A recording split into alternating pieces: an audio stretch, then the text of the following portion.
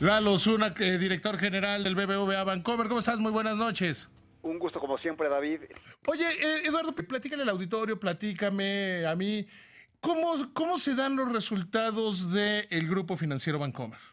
Bueno, primero hay que decir que los resultados de la banca y especialmente de Bancomer es un reflejo muy bueno de lo que está pasando en la economía del país. Es decir, si a la banca le va bien es porque la economía está funcionando, los clientes se comportan adecuadamente, tienen capacidad de pago y demás. Entonces estamos reportando un muy buen resultado en los primeros 9 meses del año.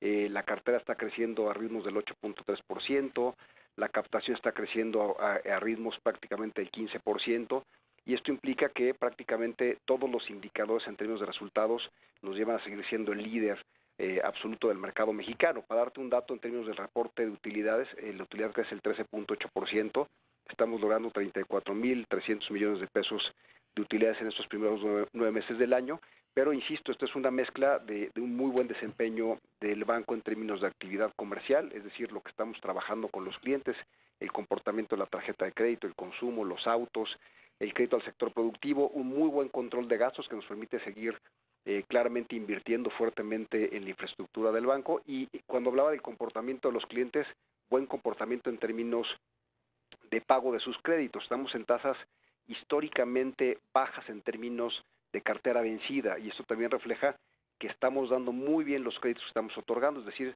tenemos un muy buen crecimiento de la cartera, pero también muy sano. Eduardo, hay una opinión demasiado extendida, diría yo, en torno a que la economía mexicana está mal y que la incertidumbre y que todas estas cosas que tú conoces mejor que yo. ¿Cómo le explicas a la gente lo que es la realidad? Que Bancomer, y yo creo que lo decías con toda propiedad, si a los bancos les va bien, al país le va bien. Si el país le va mal, a los bancos les va mal. Que es de los sectores que están, es como los sectores que están más vinculados. ¿Cómo explicarle a la gente lo bien que está la economía desde los resultados de Bancomer? Bueno, a ver, lo decías muy bien. Claramente sí hay gente que habla de la incertidumbre, lo cual es cierto. Hay ciertos temas que no están resueltos en términos de lo que puede ser el futuro de México. Se ha hablado muchísimo, NAFTA, las elecciones y demás. Y luego cuando hablamos de volatilidad, que pareciera que eso también es un reflejo de lo que puede estar la economía sufriendo, la volatilidad del tipo de cambio, que a veces no tiene nada que ver con lo que ocurre en la economía interna, puede verse a choques externos, puede verse a comportamiento del dólar, declaraciones y demás. Pareciera que eso es lo que debe de regir en el ánimo de la gente, sin irse a los datos duros de lo que está pasando en el país. Los datos duros son este reflejo de los resultados de Bancomer, de otras instituciones financieras, que la economía está creciendo, esperamos que siga creciendo a un ritmo que nos llevará al 2% como mínimo al finalizar el año, se está creando empleo, los comportamientos en términos de las finanzas del sector público están muy sanas, y hay un cambio estructural en la economía de México que yo creo que a veces no alcanzamos a desmenuzar lo suficiente para que la gente lo vea. Sin embargo, la gente lo ve en su bolsillo, es decir, la gente tiene confianza y está consumiendo, está comprando casas, está comprando coches. Entonces es muy curioso porque tú le preguntas a los empresarios e incluso en la demanda de crédito de personas físicas que estamos viendo, ¿cómo te está yendo respecto de hace un año, hace dos, hace tres? La gente dice, me está yendo muy bien. Tengo expectativa positiva de cómo vendrá mi situación personal y por eso decido comprar una casa, por eso decido comprar un coche. Si tú ves el crédito al sector productivo, a las empresas, crece al 13% anual la cartera Uh -huh, uh -huh. empresarial. ¿Por qué un empresario toma crédito? Uno, porque está vendiendo más y requiere capital de trabajo, o porque está sustituyendo su planta productiva porque espera que la demanda siga creciendo y requiere más capacidad instalada, o requiere ser más productivo, ser más competitivo, entonces cambia ciertas líneas de producción. Entonces, hay como una desconexión entre lo que realmente está pasando en la economía, este cambio profundo que estamos viendo en muchas regiones del país, y lo que realmente leemos en los periódicos o lo que estamos percibiendo en la volatilidad. No hay que perder de vista que la volatilidad del tipo de cambio es un amortiguador a efectos externos e internos, incluso de incertidumbre de lo que puede pasar. Entonces, me parece que también una cosa que tenemos que hacer es explicar un poco más lo que está ocurriendo en el país con estos datos duros, pero también decir que hay un cambio estructural porque México ha avanzado mucho en los últimos 25 años. Uh -huh. Cuando hablamos de por qué es relevante NAFTA para Estados Unidos y para México y para Canadá, es porque estamos completamente integrados. Hace 25 años, cuando estaba hablando por primera vez de renegociar de hacer un tratado de libre comercio, Se pensaba que la planta productiva del país y los empresarios iban a fracasar y que iba a ser un gravísimo error tener un tratado de libre comercio. Y lo que ha ocurrido es que los empresarios mexicanos son suficientemente competitivos con cualquiera del mundo para estar integrados en cadenas completamente globales. Y esto a veces no lo explicamos, no lo contamos, sin embargo, pues estamos en la actual del día con día y los empleados de esas empresas globales o empresas locales de empresarios que están compitiendo al tú por tú contra cualquier país, pues son mexicanos y reciben sus ingresos en México y consumen en México. Esta disociación a veces también la perdemos un poco por todo el ruido político que bien comentabas al principio de tu programa.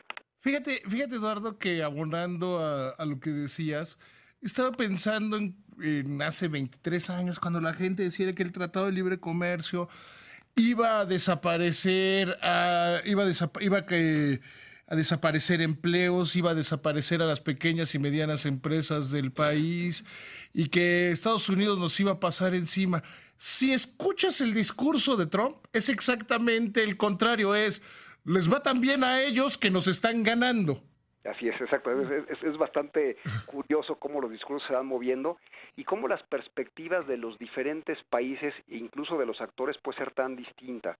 Digo, para dar un dato también duro de lo que es NAFTA, hay un comercio con Estados Unidos todos los días que van y vienen $1,000 millones de ida y luego de regreso. Somos el principal comprador de Estados Unidos, somos el segundo exportador a Estados Unidos solamente después de China. Entonces la relación comercial es súper profunda y esto lo que hace es que deja ver lo que hemos construido de país en estos últimos 25 años. No solamente es el Tratado de Libre Comercio, que es un punto fundamental para entender lo que ha pasado en México. Hay que hablar de la fortaleza de las instituciones financieras, hay que hablar de que el sector financiero es uno de los sectores más sólidos del mundo, que tenemos un banco central completamente autónomo con funcionarios hacendarios de primer nivel. Entonces todo eso a veces lo dejamos de ver y por eso un presidente como Trump dice que estamos sacando provecho de los Estados Unidos como si ellos fueran unas víctimas. La realidad es que es un proceso de integración brutal, pero brutal en muchísimas aristas y que además es lo que hace realmente competitivo a la región. Estados Unidos sin México y México sin Estados Unidos sin Canadá, sí tendríamos problemas de competencia con zonas muy importantes como Europa o como Asia. Claro. Oye, Eduardo, y en cuanto al mercado interno, porque de pronto parecería que todo es el Tratado de Libre Comercio, que todo es NAFTA, y como que se olvida que hay un creciente mercado interno. Lo decías hace un momento de que a la gente le está yendo mejor. Otro día yo daba una plática y en las preguntas todo el mundo me decía que la crisis, que todo estaba muy mal. Hice un ejercicio. A ver, levanten la mano los que se han comprado casa en los últimos 5 años. Como un tercio del auditorio. Levante ahora la mano los que se han comprado carro en los últimos 5 años. Prácticamente todo el auditorio. Y dices, eso es lo que te habla de lo bien que está la economía y de lo fuerte que es el mercado interno donde ustedes en Bancomer están concentrados, Eduardo. Sin duda, a ver, nosotros prácticamente solamente estamos trabajando con empresas que operan en México y con nuestra base de clientes personas físicas, que estamos llegando ya a los 18 millones de clientes. Déjame darte datos de esto que comentas. Primero, el crédito automotriz crece al 18%. Este año esperamos romper récords de ventas otra vez en auto. Los créditos de consumo, estos nóminas personales, crecen al 7%. La facturación de la tarjeta de crédito de Bancomer crece al 10%. Esto es simplemente lo que está ocurriendo en términos de la demanda de la gente que vive en el país. Ahora, este cambio estructural que comentaba al principio hay que entenderlo desde varias aristas. Primero tenemos una convergencia macroeconómica desde hace ya bastantes años, yo diría del 2003 para acá, que permite que el crédito sea accesible para las familias. Entonces las tasas bajas te ayudan a que la gente pueda comprar. Luego, no olvidemos que tenemos una baja penetración de crédito derivado de la crisis del año 94.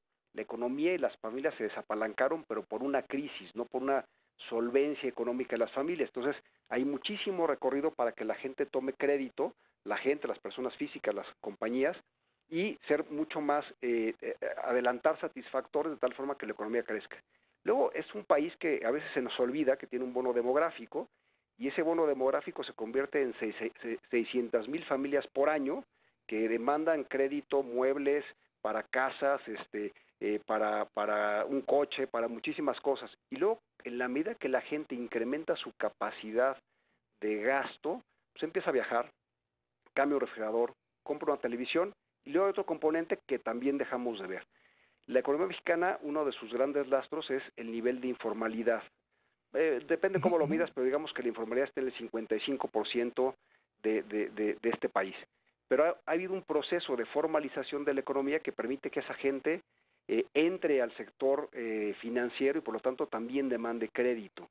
Y luego la creación de clases medias, que está ligado un poco a todo lo que acabo de hablar. Todo eso es ese cambio estructural que a veces no explicamos o que no hemos detallado en términos de números y que explica profundamente por qué el crédito de la banca crece, por qué la gente compra casas, por qué la gente está consumiendo en restaurantes y demás usando sus tarjetas de crédito, aprendiendo a usar el crédito.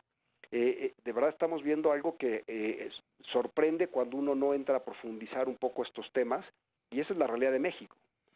Más allá de lo que podamos discutir en términos de la incertidumbre, la volatilidad y demás, estos son puros datos duros que se pueden comprobar y que además una institución bancaria como lo somos nosotros, que es un actor muy relevante en la economía, pues no otorgaríamos crédito si no pensáramos cobrarlo, si no viéramos una buena perspectiva.